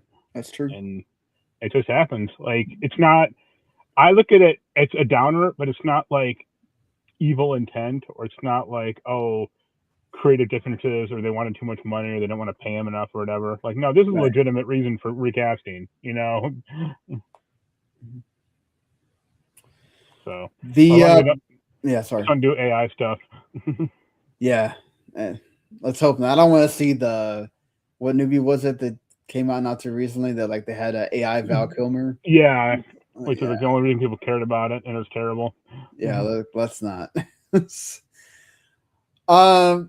The bigger news that came out today let's be real about this. This whole thing about Sony and the DRM for digital games. Number one, it is not retroactive. This was discovered today. Yes, you're right.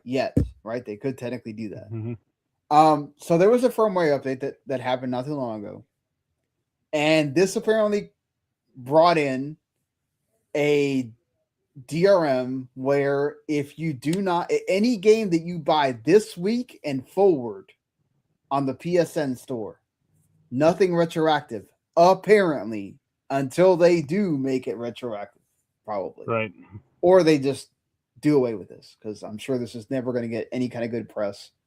The thing is, aside from our little bubble that we're in, how many people are really going to notice this? Because how many people actually never connect to the internet for 30 days? Right. Like most people, like, dude, I mean, I get it if you live in a rural area where maybe your internet sucks, but you're going to be connected at some point, and all it does is it just requires you to have at least connected to the internet once in that 30 days. But I get it for the people that, the whole preservation aspect and all that other stuff. You want to eventually, if they ever take the PSN down on the PS5, then you can't play the game or whatever. Our good buddy Randy, he said if this is true, he said he's not going to buy a game on the PSN store again. If this continues, we'll see if they actually, keep it going. This has been tested out by several people. I saw Spawnwave doing it earlier. That, yes, if you take your console off the internet and you have a way to speed up the clock or whatever to where it's been the 30 days or whatever, any game that has been purchased within this week or later, it does get affected. And if you don't do that online check, you lose the license and therefore you can't play the game.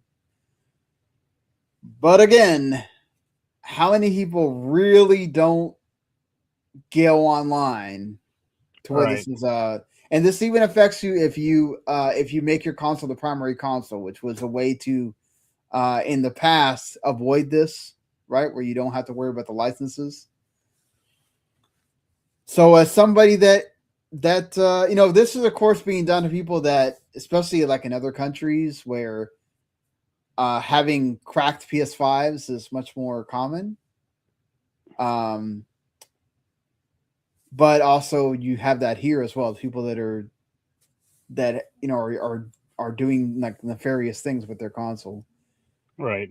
But also it's meant to also make sure that if let's say you, for instance, who do game share with Jens, that Jens is checking in every 30 days to make sure that his account is active and all that stuff, right? So that it can renew the license again. I mean, I can sign into his account. That's one thing. Well, but I'm just saying.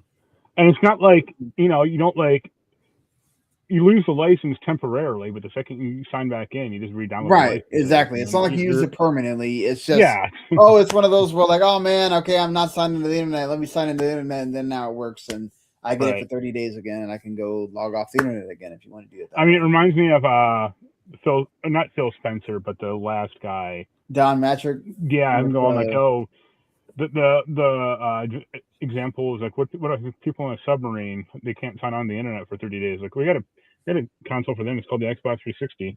And look where that landed them. Yeah, look, I get the people that are super preservationists and the does it play account that makes a big deal about this stuff and all that. I don't know. You are more of the retro game, having your physical media, all that stuff person. But I mean, for stuff like this, I just buy physical anyway, so it's kind of immaterial to me. Right, but I'm just saying, how do you feel about it? Do you kind of understand their plot in this, or do you think they're kind of They're overreaching. Yeah, because it's what's the goal here, or why have this at all?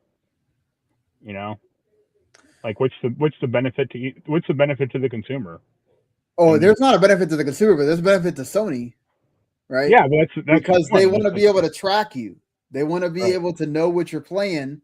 They want to know have you bought anything in the last 30 days. They want to be able to sell to you. If you're constantly offline and you're never on their store and they're never interacting with you, they can't do the dynamic pricing for you. They can't get you to. Yeah, but as Spawn I pointed out last week, that's not a good deal because it went up when he signed in. So right, it's not. It sucks. But that's the whole point. They're nickeling and diming you constantly. It just feels like this is what Sony does now. They just want. Look, I'm not saying they know what Nintendo is number one in all of this. Let's be honest. Nintendo is the number one. We don't give a crap. We know you're going to pay the money. We will overcharge for stuff. Right. They're the number one at that. Xbox has done that as well. They've all been culprits, but Sony really feels like they are trying so hard to make sure that they get every single cent they can from you. And if that involves making you have to sign onto the internet so that you see an ad so that maybe you get FOMO and buying this game or whatever, and they got you again, the thing is people just won't sign in or just won't go online. Right. So that's what they're trying to prevent. Is they Right. want you to go online. But as you So just pointed out, Randy won't buy games digitally anymore. yeah. So. And that'll lead to a decrease of, like, he's not going to go to a store every month to buy a game. I mean, he'll buy, like, the MLB game every year. Well, That's yeah, probably much about it. but he would buy that physical probably now, Right. or just. I mean, and that's it's just not good. It's just not good optics. I don't really understand. I just laid out why they do it, but it's just Right. like think about what this is, and I get from the perspective of kind of like the Don Magic thing is like, who doesn't have the internet? You know, who doesn't log in? Like we're just talking about like who doesn't log in with their system on the internet? Like, you know, I it's mean, I'm a very small, minute number. yeah, So but here's the bigger problem is like I mean PSN is one thing, but like websites nowadays make you log in for all kinds of shit, mhm. and it's like I don't want to have to remember 200 different logins for like the IMDb. Like, why should I have to log into the IMDb to like you want to look at to read user reviews? Or since they've left or since they've got independent, Giant Bomb has turned to shit because you have to sign in to search the site, and it's like, yo, what? Why? Like, what the hell? I mean, I No, have that an sucks. account, and it's like I don't want to sign in, you know. Right. So To do I don't basic need. things. It's like that. Yeah, I don't want like all these like data collection sites and all this crap going on. I just want that to be functional. Mm-hmm. Yeah. And that's another part of it too. It's like that really sucks of like having to always feel like I need to see an ad for this or I need to but that's how they Right. make money. So it's just kind of like one of those damned if you do, damned if you don't things. Yeah. But we'll see. We'll see. Probably by the time we get to the show next week, PlayStation will have removed it. I It's an hopefully. Or update. yeah, the yeah. Yeah, if people make a big stink up about it enough, we'll see. Right. But all right, moving on from that, some more movie TV show news. Noah Hawley has Hawley. Yeah. he's the person that is executive producing the Far Cry TV show for FX. Of course, he was involved in Fargo. Yeah, and the Alien Earth show that Jens loved. Yeah, I think I watched like 3 episodes and I have to go back to that. Very But good. oh, you didn't like? Yeah, that's right. You didn't like it, right? That's about how far I got too. And I'm like, no, I'm out. And then he watched like a dumbass, and then he hated it. And I'm like, yeah, you can just stop watching the show and it goes bad. Like, Right? Yeah, like if you're not enjoying it, don't keep watching it, hoping it's gonna get yeah, good later. It's like, I mean, it's better than a game where you have to play like hours and hours, but still. well, it's a game. You probably bought the game, so that then you get invested. But like the show, it's like you're not personally. You didn't like put in $20 to watch Alien Yeah, Earth. like unless you sub to the service just for that one series, right? Like Right. somebody told you, "Oh my god, you got to watch this," and then you sub to Netflix or something, and you haven't subbed to it in a while, and it's to watch this one thing, and you go, oh, "This sucks." Right. It's like, And yeah. it's Then I kind of get it. you say this as I just bought the Doctor Who Jodie Whittaker series, complete series last week. That's different. Like to me, that's kind of like watching the last season of Game of Thrones, where it's Yeah. like, God, I watched all the other seasons. I gotta watch this one, right? Where it's like, you did watch it already. You just bought it because you love Doctor Who and you want to have the complete thing. So that kind of makes sense. Like, Right. But he says that talking to Deadline, he likes the fact that Far Cry, each game is its own separate story. Kind of Sure. like the way he did Fargo. So because of that reason, he says that they are not going to adapt any one Far Cry game. He's going to have a larger conversation about strengths and weaknesses of adapting video games, and that they're kind of going to do their own thing, but also sort of take Far Cry elements, obviously, maybe have like the hints and teases kind of thing. I think this is both a good and a bad thing.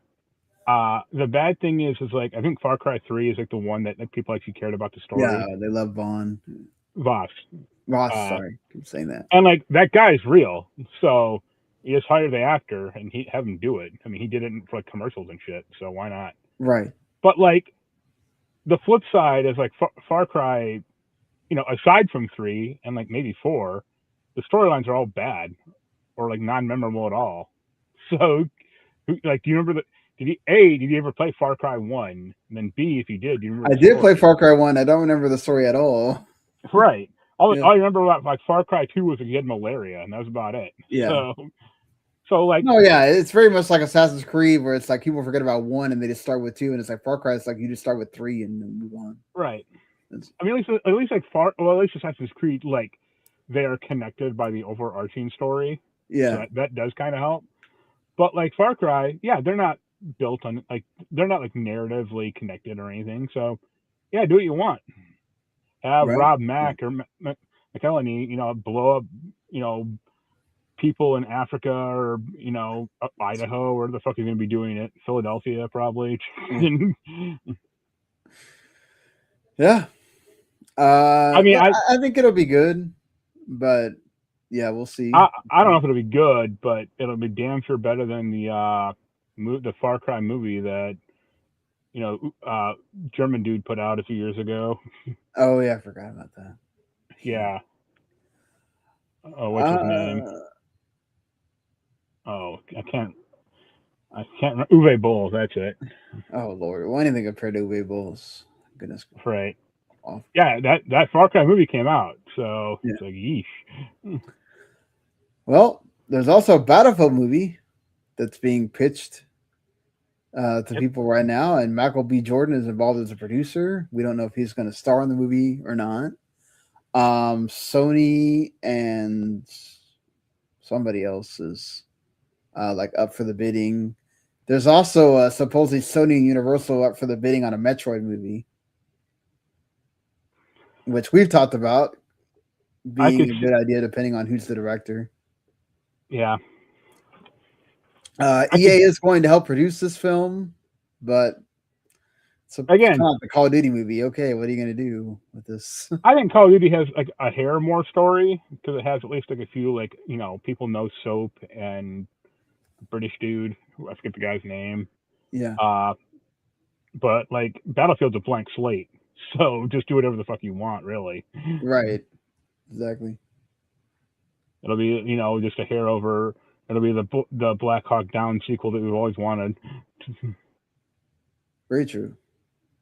But I don't know. Metroid might be okay. Did you see like the insane Nintendo thing? They're making like 6 new movies or something. Yeah, there's like a movie for every. Well, we already knew there was a Donkey Kong movie, right? And now there's the presumed Metroid movie. We know the Legend of Zelda movie, Star Fox movie. There is officially a Star Fox movie now. Oh, well, wow. They're like putting it out there, or getting it going. Well, we know there's going to be Mario 3. Right. I want to know my idea for. I have 2 ideas for Mario 3, or Mario 3 and then Mario 4. Mario 3 should be Odyssey. You get a talking hat and you can just makes sense. Mario 4, when they get to that should be Mario RPG, and that'd be cool. That would be awesome if they get to that point. Because then you could have Bowser be a good guy again, but then you could have like the Smitty gang, and have like whole new bad guys, and like the Axum Rangers and shit like that. It'd be awesome. Yeah, man. And you can get like Mallow and Gino. Yeah, man. Exactly. I was about to say, you got to have Mallow and Gino in there. That'd be awesome. Yeah. Let's have it happen, folks. Let's make it happen. The problem with that is I actually think Square would have some conversations about that, or they'd have to be involved, because I think they go on. I don't think they're gonna say no to that. It's not like Disney with Sora, like that. It's just them and Nintendo. Like I don't think they're gonna say no. Yeah, they just gotta pay Square off. They're like, oh, you're getting 5% of this movie. Here you go. Yeah, here you go. If we get to that point, I'll be happy. I guess they really are gonna do the Smash Brothers thing if they're really gonna do all these movies. I don't. Let's see if Mario Galaxy makes it to $1 billion, because it's getting close, but it's going to go into video rental next week. So Where's the Earthbound movie? We'll get one of those before Mother 3 shows up. yeah, I mean, if we ever get to Earthbound, we've really gotten to the point where all these Nintendo movies are just doing amazing. Right. Speaking of doing amazing, video game hardware sure did in March 2026. It went up 69% year over year. They were totaled 500 million, up from 297 million a year ago. Of course, that helps a lot when you have a new Switch 2, which sold in both units and sold in dollars, and then PlayStation 5 was right under it. And also, PlayStation 5 sold a rise of 3% year over year, which is great for the PS5. The Nintendo Switch 2 is also still outpacing the Switch 1 by 12% higher than the Switch in its first 10 months on the market. And it's still the second fastest selling hardware platform in U.S. tracked history. That goes all the way back to 1995.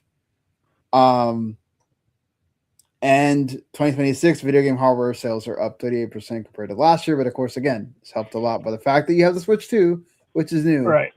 And then the best-selling games of March, MLB The Show 26, Randy's favorite game, or one of his favorite games every year. Number one, because of course it's multi-platform, that helps a lot. And it sells really well. There's not doesn't include digital sales data on Xbox or Nintendo, but still, after all that, number one.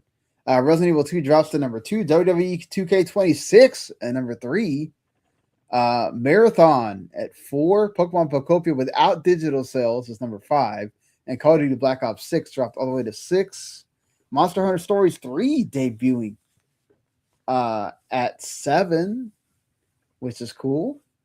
Then you got NBA 2K26, Minecraft, EA Sports FC 26, Grand Theft Auto 5 at 11. God, that game just does not stop selling. Right. Battlefield, we talked about the crazy GTA Online numbers last week. Battlefield 6 is at number 12. Red Dead Redemption 2 still selling also. Crimson Desert does not report digital sales, so they would most likely be a lot higher than 15th if they did. Yeah, I have to imagine that they'd be one that people just bought, and then that's it. Yeah, I mean they'd probably be in the top 5 range if their digital sales are reported, but also Pokemon Pocopia might also be at number 2 if the digital sales are reported as well. ZA is still in here. Mario Kart World, Madden NFL 26, all that, and Helldivers 2 also. So yeah, Resident Evil is still the number 1 selling game of the year, and they've actually went over the 7 million mark this week. So I don't know. I don't think I mentioned it last time, but I bought Metroid Prime 4 on Switch 2 last week because Costco had a nice $30 sale. Oh yeah, that's right. It's on that. There's a sale for that. It was like that and some Pokemon game, and I think Kirby as well. Kirby, yeah, I saw that. So I haven't played it. I'll probably sit in my shelf for a year until I get bored one day and go like, "Oh yeah, I got this." Play it. Sega has launched Sega Universe to focus on older games, using the tagline "No old, stay gold." I mean, we should also mention the Echo thing. Echo the Dolphin is included in this. Also, they're doing Echo the Dolphin Complete, which includes the first 2 games and then a new one. Yeah. So, I'm actually really pissed about this. Why? I don't care about, because there's been 4 Echo games. Right. Or actually 5. I think there's 2 Echo Junior games. I don't think anyone gets to give a shit about those. But there was an Echo the Dolphin game for the Dreamcast that was actually really cool. And that's the one I played that one and actually got pretty far into it. Because that's one that was you could figure it out and it wasn't insanely difficult. And that should be included also. But you're right, it should. It's not, the problem is it's not going to be some 8 megabyte file. If that's included, it'll be a gigabyte or whatever. But yeah, Defender of the Future was a cool game. Yeah, that kind of sucks that you're not including everything. But we've seen this before where they don't include the Dreamcast games, so I don't know what. Yeah, because like they have to like work on a Dreamcast emulator, or they don't want to do that, or license one out, and they don't want to pay for it. Probably both of those things. You're right. Yeah. So they said that they're going to work on titles that have anniversaries coming up in 2026.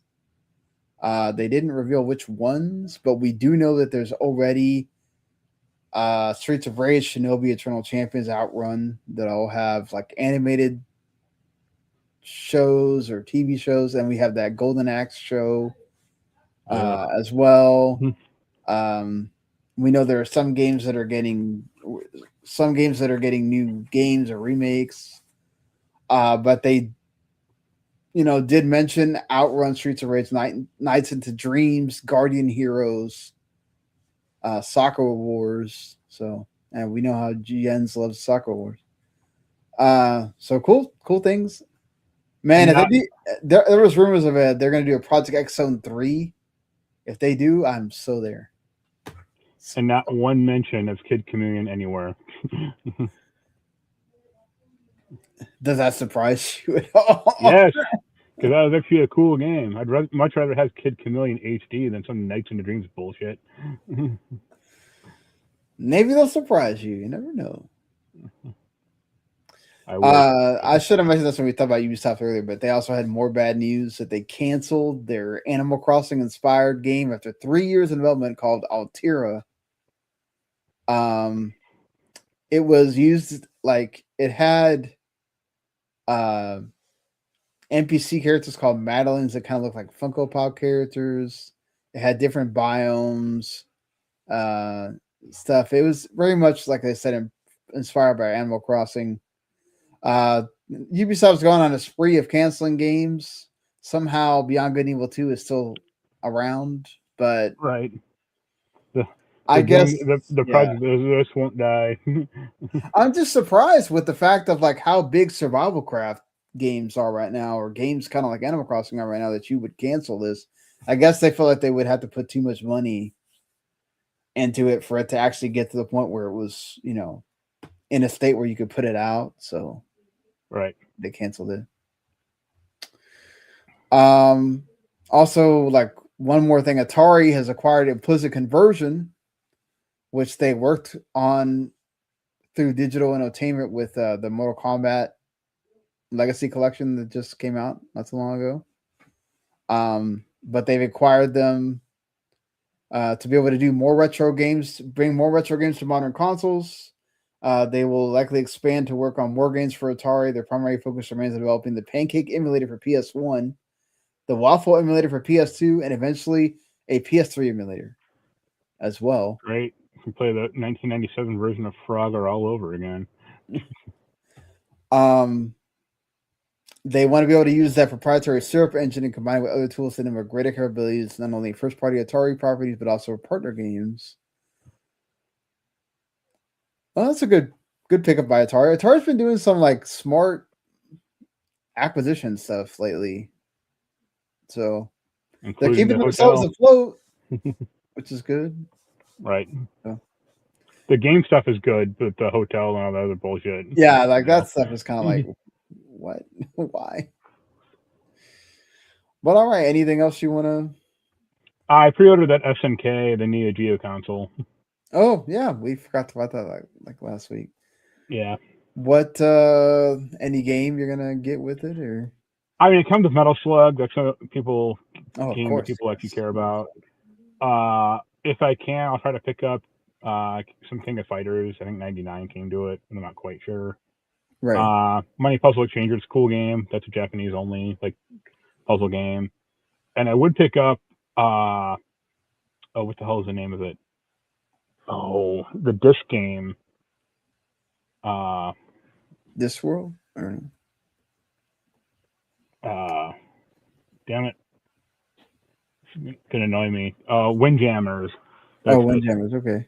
But like the price of the cartridge is like $900. I'm like, fuck that. Like, no way. Because this thing actually just plays like Neo Geo AES game or cartridges, which is cool. Yeah. I'm glad it's not just some like mini console or just some bootsy ass thing. But I guess you Yeah, can that's actually, cool. yeah. And the price it's like $350 for like the anniversary edition, which is like not a bad price actually, Yeah, it's considering like not a bad Neo price. Geo hardware is like crazy expensive. So I don't know if I'll keep the. I didn't get charged for the pre-order yet. It's an Amazon, so it'll charge when it ships. But it's neat that it's happening. Yeah, I'm glad to see that exists and people I mean, I being. think now that like the NES, or I'm not the NES, sorry, the N64, the analog 3D thing came out. I think the console people most want is either the PlayStation 1 or the Dreamcast. And Dreamcast would be awesome. I'd have to think yeah, about it if they really did. not some like mini Dreamcast or here's Yeah, please two not games. that. Yeah, but like an actual like have like a more modern form factor on, but just here's a Dreamcast FPGA. Be like, here you go. If you want to load the games onto this, and go ahead. Go for it. Yeah. But all right, let's end the show as we normally do with the games that are coming out this week. Aphelion comes to Xbox and PC, and also gonna be on Game Pass. You got the Diablo 4 Lord of Hatred. Yep. Coming out on PC, Xbox, and PlayStation 5, which Marc's I'll be playing right after I get done with this. exactly. You got the Far Far West that's also out on PC. That's a new game from the Annapurna folks. Elementalis, which is like a Zelda-like on PS5 and PC. Indie games coming out. Also, Last Gas Station, a pixel like plays a raccoon that literally, working at the last gas station on Earth and all the stuff you have to do there, like a last gas station sim kind of a little bit there. Industria 2 comes out on the 30th or 29th, sorry. Been kind of waiting on that game. I liked Industria 1, so hopefully this one's good. MotoGP 26 also comes out on everything.